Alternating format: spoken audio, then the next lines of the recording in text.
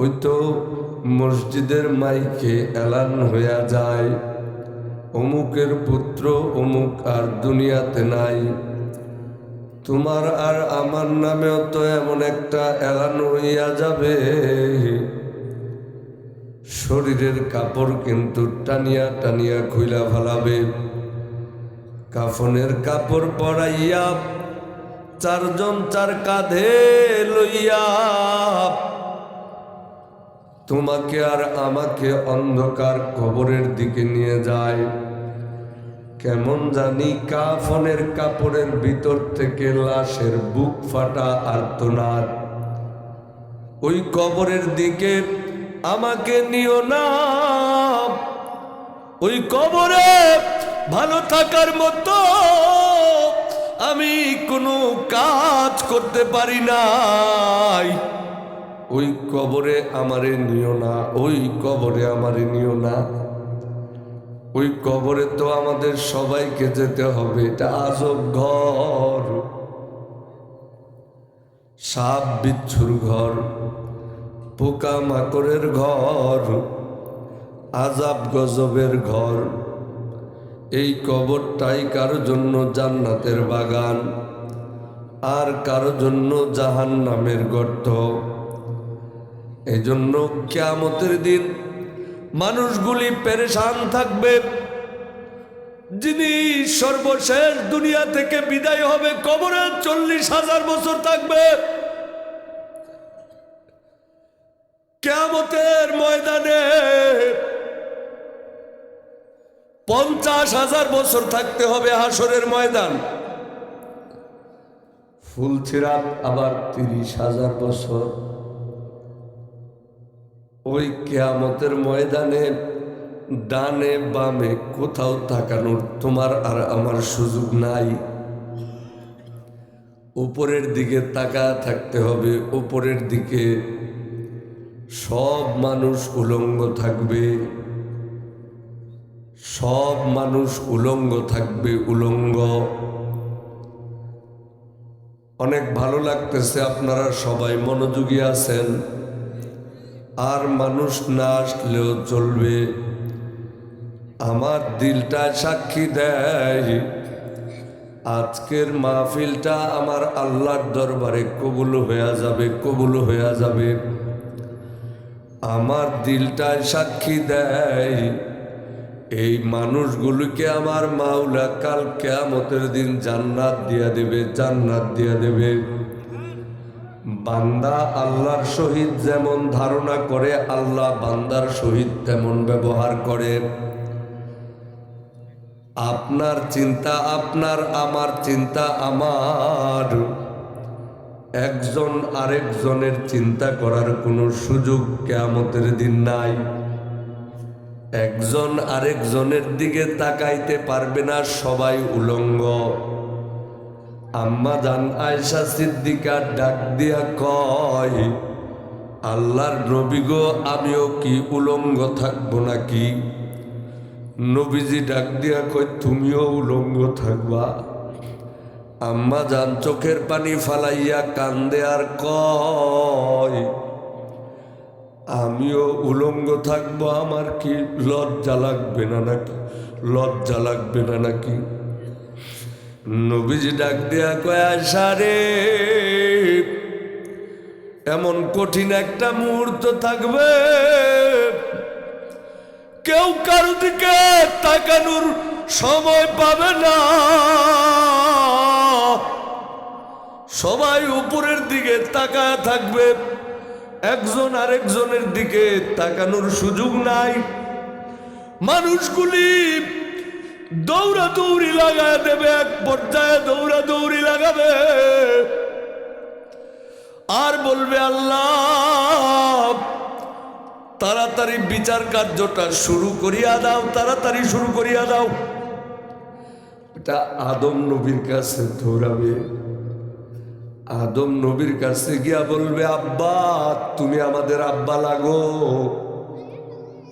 আল্লাহর কাছে একটু দরখাস্ত করো, যাতে কইরা আল্লাহ বিচার কার্যটা একটু শুরু কইরা দেয়। আদম নবী বলবে আমি পারবো না, আমি পারবো না। নূহ নবীর কাছে মানুষগুলি দৌড়াইতে থাকবে আর বলবে, ওগো নবীজি, আপনি আল্লাহর কাছে একটু দোয়া করেন যাতে বিচার কার্যটা তাড়াতাড়ি শুরু হইয়া যায়। নূহ নবী বলবে আমি পারবো না। ইব্রাহিম নবীর কাছে গিয়া বলবে, আপনি তো জাতির পিতা, আপনি একটু আল্লাহর কাছে বলেন আল্লাহ যাতে বিচার কার্যটা শুরু করে দেয়। ইব্রাহিম নবী বলবে আমিও পারবো না, আমিও পারবো না। মুসা নবী বলবে আমিও পারবো না। ঈসা নবী বলবে আমিও পারবো না। তবে যে পারবে ওনার ঠিকানা আমি দিতে পারবো। বলে কে পারবে? আর কেউ না, মুহাম্মাদুর রাসূলুল্লাহ পড়েন সাল্লাল্লাহু আলাইহি ওয়াসাল্লাম। কে পারবে? ওই মায়ার নবীর কাছে মানুষগুলি দৌড়াইয়া দৌড়াইয়া গিয়া বলবে, নবী গো, আপনি একটু আল্লাহর কাছে দরখাস্ত করেন আল্লাহ যাতে করে বিচার কার্যটা শুরু করে দেয়। আমার আর আপনার মায়ার নবী সিজদায় পড়ে কান্নাকাটি করবে, কান্নাকাটি করবে। দুনিয়াতেও কান্নাকাটি করছে, কবরেও কান্নাকাটি করতেছে, কিয়ামতের দিন সিজদায় পড়ে কান্নাকাটি করবে। একজন জিজ্ঞাসা করে, নবী, কিয়ামতের দিন কোথায় আপনারে তালাশ করলে পাওয়া যাবে? কোথায় পাবো আপনারে? নবী বললেন, 3 জায়গায় তালাশ কইর। কয় জায়গায়? এটা ভালো করে শুনবেন। 3 জায়গায় নবীজিরে তালাশ করতে বলছে। 1 নাম্বার হচ্ছে আমল নামার ডান হাতে আসবে না বাম হাতে আসবে। মানুষগুলা তখন পেরেশান থাকবে। আমার নবীজি ওই জায়গার মধ্যে দাঁড়ায় থাকবে। ওই জায়গায় আমার নবীজিকে পাওয়া যাবে। কারণ কি? ডান হাতে যদি আমল নামা আসে কপাল খুলা যায়, বাম হাতে যদি আমল নামা আসে তাহলে বড় দুর্গতি আছে। ডান হাতে আমল নামা আসলে, ওই যে ডক্টর মুফতি আবুল কালাম আজাদ বাশার সাহেব বলছেন, ডান হাতে যদি আমল নামা আসে তাহলে দৌড়াইতে থাকবে আর মানুষে বলবে, দেখো আমার আমল নামা, দেখো, পড়ো, কত ভালো, কত সুন্দর। কিন্তু যদি বাম হাতে আমল নামা চলে আসে, কি উপায় হবে? কি উপায় হবে? আমল নামা শুধু বাম হাতে না, এই আমল নামা বাম হাত দিয়া বুকের মাঝখান দিয়া ফারিয়া, বাম হাতটা বুকের মাঝখান দিয়া ঢুকাইয়া পিছন দিক দিয়া বাহির করিয়া ফালাবে। আর বলা হবে, ওরে নাফরমান, তোর আমল নামা আজকে তুই পড়। আল্লাহর বান্দা সামনের দিকে তাকায় আছে, হাতটা তো বুকের মাঝখান দিয়া ফারিয়া পিছন দিক দিয়া বাহির করিয়া দিছে। আল্লাহর বান্দা বলবে, আল্লাহ সামনের দিকে আমি তাকায় আছি আর আমার মাথা আমি সামনের দিকে নজর করে আছি, আর আমার হাতটা তো বুকের মাঝখান দিয়া পিছন দিক দিয়া বাহির করিয়া দিছ। আমার আমল নামা আমি কেমনে দেখবো আল্লাহ, কেমনে দেখবো? আওয়াজ আসবে, আমার বান্দা দেখতে পায় না। তার ঘাটটা ধরিয়া ঠাস করিয়া ভাঙ্গিয়া পিছন দিক দিয়া ঘুরাইয়া দে। হাতটা ঘাটটা ঠাস করিয়া ভাঙ্গিয়া পিছন দিক দিয়া ঘুরাইয়া দেবে। আর বান্দারে উদ্দেশ্য করে বলা হবে, বান্দা, তোর আমল নামা এবার তুই নিজেই পড়। বান্দা আমল নামার দিকে নজর করে তাকা দেখবে, জিনা করার গুনাহ, পরকিয়া করার গুনাহ, সুদ খাওয়ার গুনাহ, ঘুষ খাওয়ার গুনাহ, নামাজ না পড়ার গুনাহ, রোজা না থাকার গুনাহ, অপরের সম্পদ জোর করে দখল করে নেওয়ার গুনাহ, আরেকজনরে বিনা কারণে থাপ্পড় মারার গুনাহ, বেপরদায় চলাফেরা করার গুনাহ, শুধু গুনাহ আর গুনাহ। আমলনামার দিকে নজর করে তাকা, বান্দা হাউমাউ করে কাঁদতে থাকবে আর বলতে থাকবে, ও আম্মা মান উতিয়া কিতাবাহু বিশিমালিহি ফায়াকুলু ইয়া লাইতানি লাম উতা কিতাবিয়া। আমার আমলনামা আমারে কেন দেওয়া হইল? আমলনামা যদি আমারে না দিত তাইলেই বড় ভালো হইতো। আমলনামার দিকে তো নজর করলে দেখা যায় পিতামাতার নাফরমানির গুনাহ। যুবক, আমার বাবা নাই, আমি আপনাদের কাছে জিজ্ঞাসা করি, কার কার আব্বা নাই? একটু হাত তুলে দেখান। আহা, তাহলে তো বাবা মার ওয়াজি করতে হাত নামান। অধিকাংশ মানুষের বাবা নাই। বাবা মা সন্তানের প্রতি কিছু দায়িত্ব আছে, আবার সন্তান বাবা মার প্রতি দায়িত্ব আছে। আমরা সবাই এখন সন্তান, আমরা আবার একদিন বাবা হব, ঠিক কিনা বলেন? আবার অনেকে এইখানে আছি বাবা, আমরাও কোনো বাবার সন্তান, ঠিক কিনা বলেন?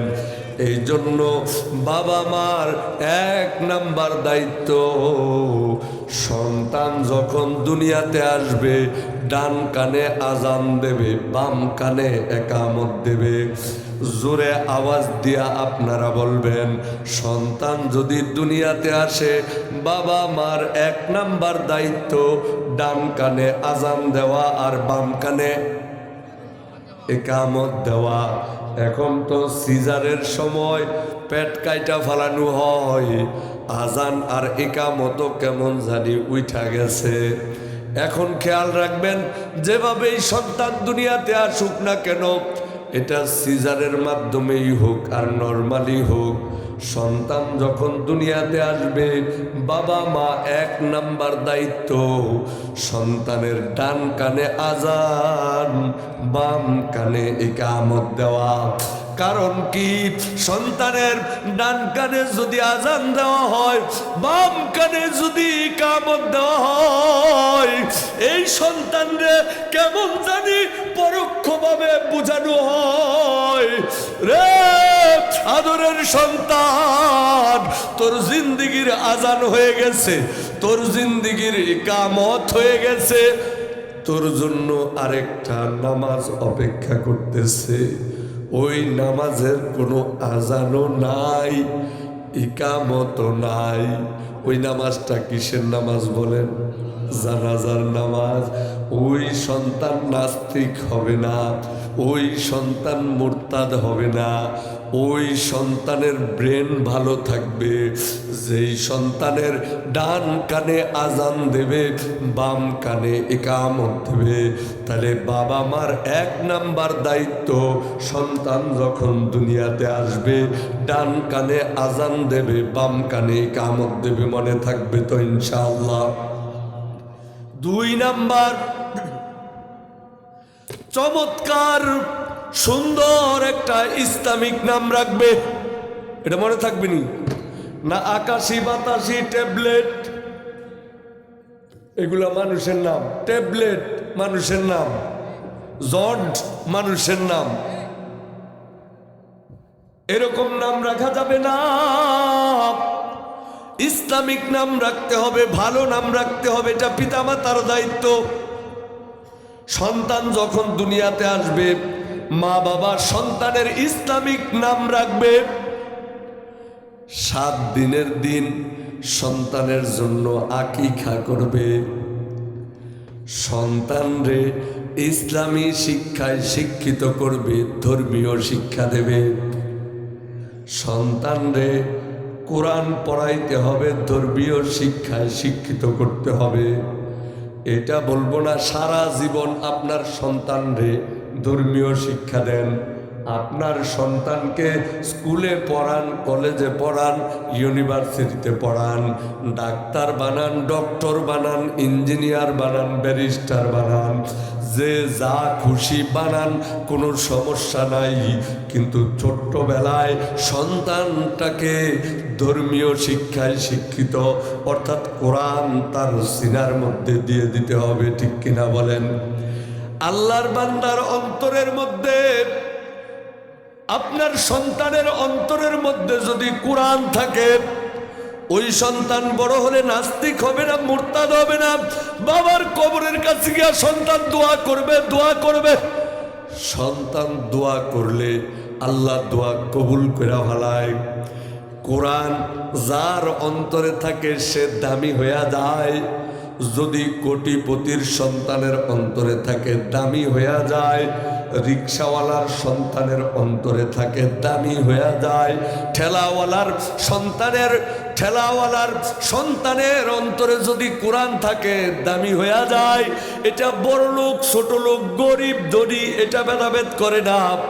অন্তরের মধ্যে কোরআন থাকলে আল্লাহ ওই মানুষটারে দামি বানায়া দেয়। বলেন সুবহানাল্লাহ। বাস্তব ঘটনা আপনাদের সামনে শেয়ার করি। ঢাকা মোহাম্মদপুর বড় মসজিদ, এই যে আর কিছুদিন পর রমজান আসতেছে, 2 মাস পর রমজান। ঢাকা মোহাম্মদপুর বড় মসজিদ তারাবি নামাজের জন্য ইমাম সাহেব নিয়োগ দেওয়া হয়। খতমে তারাবি পড়ানোর জন্য ইন্টারভিউর মাধ্যমে হাফেজে কোরআনদেরকে নেওয়া হয়। ঠিক কিনা? অনেক বড় বড় মসজিদে এই কাজ হয়। মোহাম্মদপুর বড় মসজিদের মধ্যে ইন্টারভিউ নেওয়া হয়। ইমাম, মোতাওয়াল্লি, মুয়াজ্জিন, জামিয়া রহমানিয়ার মুহাদ্দিস সাহেব হুজুর, উনিও মসজিদের মধ্যে বসা। এখন বিচার করবে, অর্থাৎ বিচারকরা এখন নাম্বার দেবে কোন হাফেজকে খতমে তারাবির জন্য নিয়োগ দেবে। দরজা লাগানো, এমন সময় মুয়াজ্জিন সাহেবের কানের মধ্যে আওয়াজ, মসজিদের দরজার মধ্যে টক টক আওয়াজ শোনা যায়। মুয়াজ্জিন সাহেব দৌড়াইয়া আসে, আর জানালা দিয়া নজর কইরা দেখে বাহিরে 2টা ছোট্ট ছোট্ট ছেলে দাঁড়ায় আছে। জিজ্ঞাসা করলো, তোমরা কে? বলল, আমরা হাফেজে কোরআন। সুবহানাল্লাহ বলবেন না? কেন আসছো? আমরা ইন্টারভিউ দিতে আসছি। মুয়াজ্জিন সাহেব ডাক দিয়া বলছে, ইন্টারভিউ নেওয়া শেষ, তোমরা বাড়িতে চলে যাও, বাড়িতে চলে যাও। 2টা ছেলে, ছোট্ট ছেলে ডাক দিয়া কয়, হুজুর অনেক কষ্ট করে আমরা আসছি, আমাদের একটু ইন্টারভিউটা নেন, আমরা ইন্টারভিউ দিতে চাই। মুয়াজ্জিন সাহেব নজর করে দেখে লুঙ্গি পরিহিত, লুঙ্গি ময়লা, মাথার চুলগুলা উস্কো কুস্কো, টুপিটা ময়লা, গায়ের মধ্যে যে জামা পরছে ওই জামাটাও ভালো পরিষ্কার না, দেখলে তো কামলা কামলা মনে হয়। পিছন থেকে ইমাম সাহেব হুজুর ডাক দিয়া কয়, কার সাথে কথা বলেন? মুয়াজ্জিন ডাক দিয়া কয়, ও ইমাম সাহেব হুজুর, 2টা ছোট্ট ছোট্ট ছেলে আসছে, এরা নাকি হাফেজে কোরআন, ইন্টারভিউ দিতে চাই, কিন্তু দেখলে তো কামলার মতো মনে হয়, চুলগুলা কেমন কেমন, মাথার টুপি ময়লা, লুঙ্গি পরনে, গায়ের জামাগুলা ভালো না।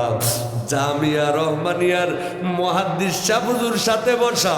মুহাদ্দিস সাহেব হুজুর ডাক দিয়া কয়, মুয়াজ্জিন, আল্লাহর ঘরের দরজা খুলে দে। আল্লাহর ঘরের দরজা কারো জন্য কোনো ভেদাভেদ করে না, যদিও দেখতে তাদের কাপড় ময়লা, আল্লাহর কালাম তাদের সিনার মধ্যে থাকার কারণে তাদেরকে সম্মান করা আমাদের উপর ওয়াজিব হয়ে গেছে। বলেন সুবহানাল্লাহ। 2টা ছোট্ট ছেলে মসজিদের ভিতর ঢুকছে, বলছে তোমরা দুইজন একটু তিলাওয়াত করো। এই দুইজন ডাক দিয়া কয়, হুজুর আমাদের ইন্টারভিউ নেন, তিলাওয়াত শোনার পরে আমাদেরকে আপনারা বাদ দিয়ে দিতে পারেন, কিন্তু আপনারা পবিত্র কোরআনের যে কোনো জায়গা থেকে আমাদেরকে জিজ্ঞাসা করবেন, আমরা দুইজন উত্তর দিয়া দেব, এক জায়গার মধ্যেও আমরা ঠেকব না ইনশাআল্লাহ। মুহাদ্দিস সাহেব হুজুর ডাক দেয়া কয়, ইন্টারভিউ নেওয়া হবে, তোমরা দুইজন একটু তিলাওয়াত করো। দুইজন, একজনের পর আরেকজন, তারা দুইজন তিলাওয়াত করছে। আরে আমার মাওলার কালাম যে কত মজা, মনে হয় আসমান থেকে কোরআন নাজিল হইতেছে।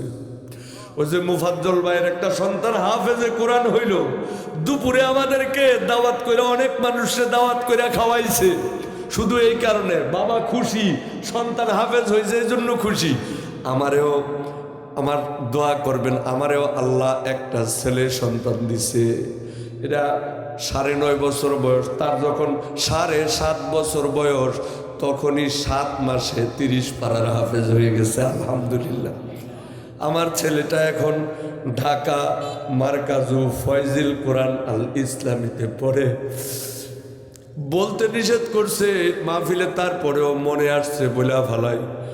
আমার ছেলেটার সাথে কয়েকদিন আগে দেখা করলাম, ছোট ছেলে, এখনো ভালো বুঝে না কিছু, 10 বছর হয় নাই। সেই ছেলে আমার ডাক দিয়া কয়, আব্বু আমার জন্য দোয়া করো, বিনা লোকমায় 30 পারা কোরআন শোনায় দিছি। এক জায়গা তো ভুল হয় নাই, বিনা লোকমায় 30 পারা শোনায় দিছি। পৃথিবীতে এমন কোন বাপের বেটা নাই আল্লাহর কোরআন ছাড়া অন্য কোন কিতাব প্রথম থেকে শেষ পর্যন্ত নির্মূলভাবে বলবে